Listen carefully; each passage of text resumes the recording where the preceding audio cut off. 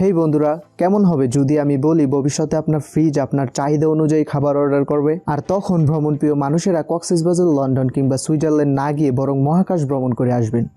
শুনতেই কল্পবিজ্ঞানের কোনো কাহিনী মনে হলো, আগামী কয়েক দশকের মাঝেই এইসব টেকনোলজি আমাদের সামনে উপস্থিত থাকবে।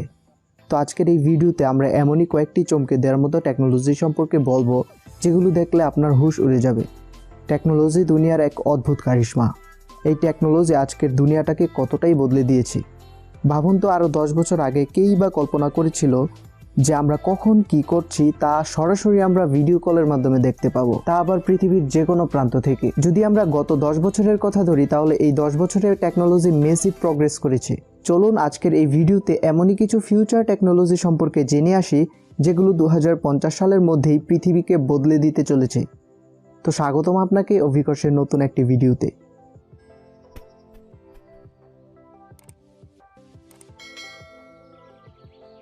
Number 1, artificial intelligence.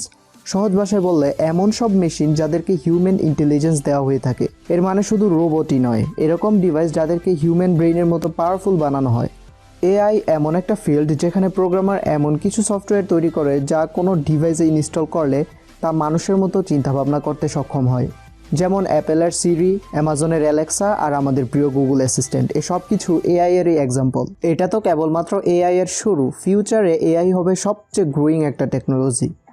প্রবাবলি 2050 সালের মধ্যে আমাদের ঘর, office, town, city, hospital, vehicle এসব কিছু অ্যাডভান্স অটোমেটেড হয়ে যাবে, আর আমাদের লাইফ আরও ইজি থেকে ইজি হয়ে যাবে।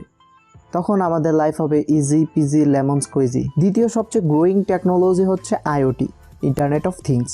আইওটি এমন একটা কনসেপ্ট যেটা আমাদেরকে বলে সব ফিজিক্যাল অবজেক্ট যা অন এবং অফ সুইচে চলে, এদেরকে ইন্টারনেট অথবা অন্য কোনো ডিভাইসের সাথে কানেক্ট করে দেওয়া সম্ভব। এর ফলে আমরা যে কোনো জায়গায় বসে ওই সব মেশিন বা বস্তু কন্ট্রোল করতে পারবো। এর মধ্যে আমাদের ডে টু ডে লাইফে ইউজ করা সকল বস্তু ইনক্লুড থাকবে, যাদেরকে আমরা মোবাইল ফোন অথবা ভয়েস কমান্ডের মাধ্যমে নিয়ন্ত্রণ করতে পারবো। যেমন cellphone, coffee maker, AC, headphones, lamps, fan সহ আরও অনেক ডিভাইস যা আমরা দূরে বসেই কন্ট্রোল করতে পারবো। বর্তমানেও এমন কিছু প্রযুক্তি দেখা যাচ্ছে, কিন্তু ভবিষ্যতে প্রায় সব কিছু ইন্টারনেটের সাথে কানেক্টেড থাকবে। যেমন আমাদের ঘুমানোর বেড বা বিছানা, যা আমাদের slip time, deep sleep time সব রেকর্ড করবে। আমাদের ফ্রিজ, যা আমাদের রিকোয়ারমেন্ট অনুসারে সবজি ডিসাইড করে দিবে, সাথে সাথে আবার অর্ডারও করে নিবে। অদ্ভুত ব্যাপার না? এই সব কিছু আমরা ভবিষ্যতে এক্সপিরিয়েন্স করতে চলেছি। যদি আপনার কাছে এই টপিকটি ইন্টারেস্টিং লেগে থাকে, তাহলে এখনই এই ভিডিওটিতে একটি লাইক দিয়ে দিন আর অভিকর্ষ চ্যানেলটিকে সাবস্ক্রাইব করুন। নেক্সট টেকনোলজি হচ্ছে self driving cars. Self driving cars মানে ওই সকল গাড়ি যা নিজে নিজেই চলতে পারে। সাউন্ডস উইয়ার্ড, তাই না? কিন্তু এটা পুরোপুরি সত্যি যে ফিউচারে এমন সেলফ ড্রাইভিং কার তৈরি হবে যা আগে থেকেই ফুয়েল ভরে নিয়ে আসবে এবং আমাদেরকে যেখানে খুশি সেখানে পৌঁছে দিবে, এবং আপনি পার্কও হয়ে যাবে।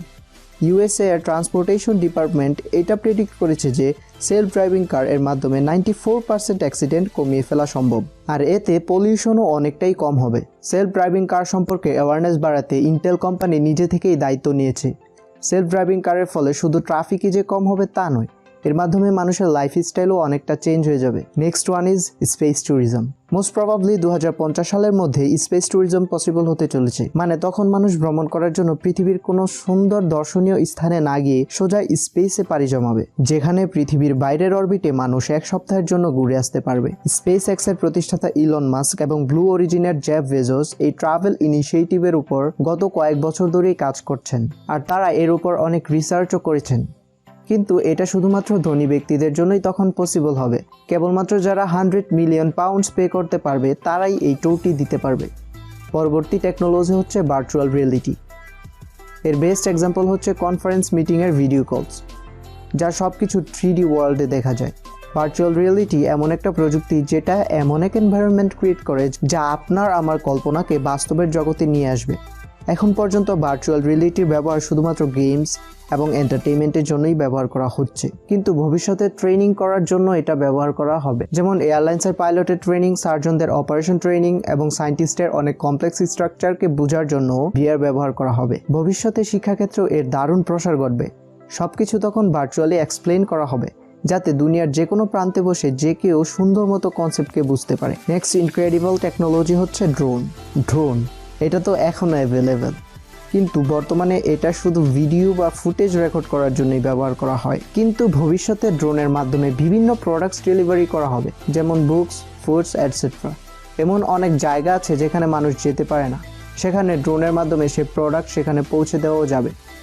রেস্কিউ মিশন, ফায়ার ফাইটিং আর ট্রান্সপোর্টেশন, এই সব কিছুতেই তখন আমরা ড্রোনের ব্যবহার দেখতে পাবো। তো এই ছিল কিছু ফিউচার টেকনোলজি যা ভবিষ্যতের পৃথিবীর রূপরেখা চেঞ্জ করে দিতে চলেছে। আর আপনি যদি এমন কিছু টেকনোলজি সম্পর্কে জানেন তাহলে অবশ্যই কমেন্টে লিখুন। আর ভিডিওতে দেখানো কোন টেকনোলজিকে নিয়ে আপনি অপেক্ষা করছেন সেটাও কমেন্টে জানান। ভিডিওটি কেমন লেগেছে তাও জানাতে ভুলবেন না। ভালো লেগে থাকলে একটি লাইক এবং শেয়ার করবেন বন্ধুদের সাথে। দেখা হচ্ছে পরবর্তী এপিসোডে, ততক্ষণ পর্যন্ত ভালো থাকবেন। ধন্যবাদ।